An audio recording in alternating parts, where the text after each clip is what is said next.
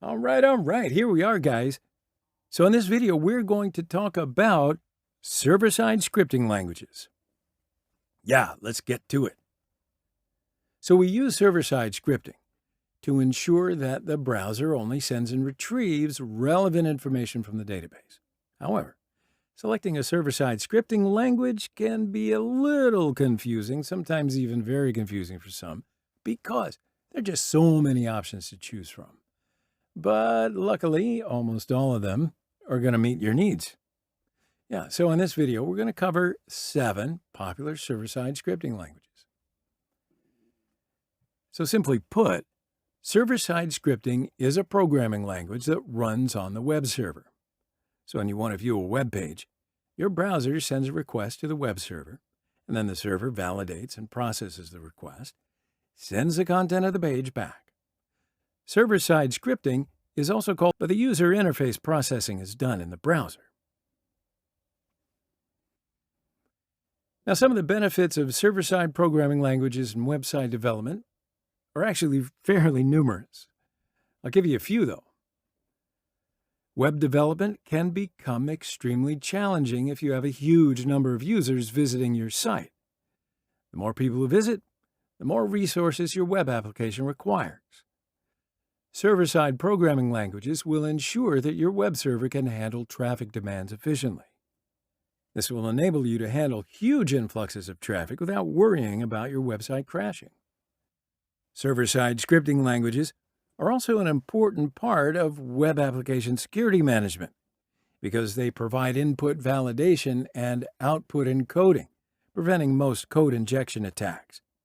Server-side scripts are also useful for tracking user profiles, removing spam, and even blocking traffic by IP address.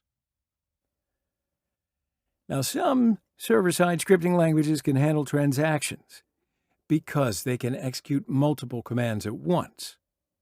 Many programmers use this to create advanced database applications. So you do need to consider whether or not it would be valuable for your site before you choose a particular language. Now, most server-side languages also have strong communities. Apart from the benefits mentioned above, you should find plenty of tutorials and documentation when choosing a language. You'll also be able to find questions answered by other users in online forums. It's especially true for the top 7 scripting languages that I'll show you here because they are, well, extremely popular. Right, so server-side scripting languages are just a type of programming language that runs on the server instead of the client. Good. They can create dynamic websites and web applications, perform scheduling and data mining tasks, automate processes such as compilation, as well as send emails. So PHP is a popular server-side scripting language in use today. In fact, Danish-Canadian programmer Rasmus Lerdorf developed it in 1995.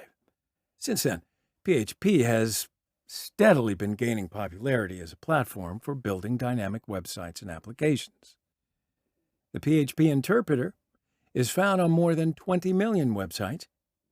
The flexibility of PHP makes it easy to integrate with many different databases, including SQL and MySQL, and is going to be independent of any particular database system. Now, in addition to all this flexibility, PHP is notable for being open source software. See, most web servers use PHP to implement the basic and configuration directives, also known as Apache Mod PHP. So because of its popularity, the demand for PHP programmers is high. PHP also has several high-profile users, including Facebook and Wikipedia. So Node.js is a prevalent server-side scripting language because of its high performance and scalability. So it's not really surprising that Node.js is one of the top 7 server-side scripting languages, as software professionals can use it to create websites and services for browsers and mobile devices, including smartwatches, BT dubs. Node.js is a server-side scripting language and a runtime environment that runs scripts written in various programming languages, including, of course, JavaScript and CoffeeScript. So this means that it can run any type of software with the help of external libraries or frameworks. Now, anybody who wants to learn Node.js should consider taking advantage of its extensive library of modules, including Connect and Express. But the downside of Node.js is that its ecosystem is mainly composed of custom modules, meaning programmers can be restricted by pre-built modules when developing software. Additionally, though, some programmers working on large projects may find the language's syntax too rigid or confusing. Python. Yeah, it's a general-purpose language, but it's often used as a server-side scripting language. So why is that? It's quick and easy to code in, easily reliable, easily readable, has a vast library of functions that you can use for free, and lots of web frameworks are designed for Python that speed up development tremendously. In addition to all that, it's widely considered to be an easy programming language to learn and read due to its clear syntax and use of indentation to delimit blocks. Python can be run on any operating system as a server-side language, but it's often used for web applications. In fact, many people claim that it's the best programming language to use when developing websites and servers. Now, we've seen a rise in the Python programming language in web development in the past few years. For example, websites such as Pinterest and Instagram, which, of course, Facebook bought for $1 billion, were all written in Python. Ruby is one of the server-side scripting languages with a focus on simplicity and productivity. Ruby is an object-oriented language, can be used by new programmers or experienced developers looking to write code more efficiently. With syntax similar to other dynamic languages like Python and Perl, Ruby has elements of functional programming as well. See, the goal of Ruby is to make programming fun again for software developers who had become a little disillusioned with the more popular languages of the day. Ruby is actually designed to help programmers efficiently address common programming tasks, including memory management and concurrency, which are kind of problematic in other languages. In addition to its use as a general-purpose programming language, Ruby is also used for server-side scripting and web applications. Now also, Ruby has many of the same features that developers enjoy in Python, Perl, and PHP. However, it also has unique benefits that make it worth learning, even if you use another scripting language regularly. And so we come to Java, one of the server-side scripting languages and a general-purpose programming language. Java is concurrent, class-based, object-oriented, and specifically designed to have as few implementation dependencies as possible. In addition, it is intended to let application developers write once, run anywhere. You've heard of WARA? Well, it just means that codes can run on one platform, do not need to be recompiled to run on others. So Java is very stable, and it can also do real-time sharing with other computers on a network. This is known as having multi-threading. Java can also handle massive amounts of data, which makes it ideal for managing large databases. The programming code for Java often uses English-like keywords, which are a lot easier to remember for some.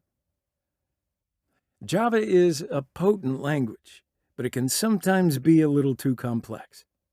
Also, if the programmer makes mistakes when writing the code, the program could crash in certain situations. Now, large organizations like IBM and Sun Microsystems help maintain this language with software updates. Golang. So Golang is a fresh programming language that Google developed. It's meant for lightweight web services that are designed to run on mobile devices easily. So this makes it very unique compared with other server-side scripting languages, many of which were designed to be completed on large-scale projects. But Golang was created in the opposite direction. The unique thing about Golang is that you can deploy it one way to have a light web service, but then when the need arises, you can reuse your code in any other way. See, the language was created with portability in mind. You don't always need to make everything work on everything else. For instance, If you want to write in C# for your Android app, in Golang you can deploy it in a lightweight way on the server. But then you need to make something more complex or work with the Java language.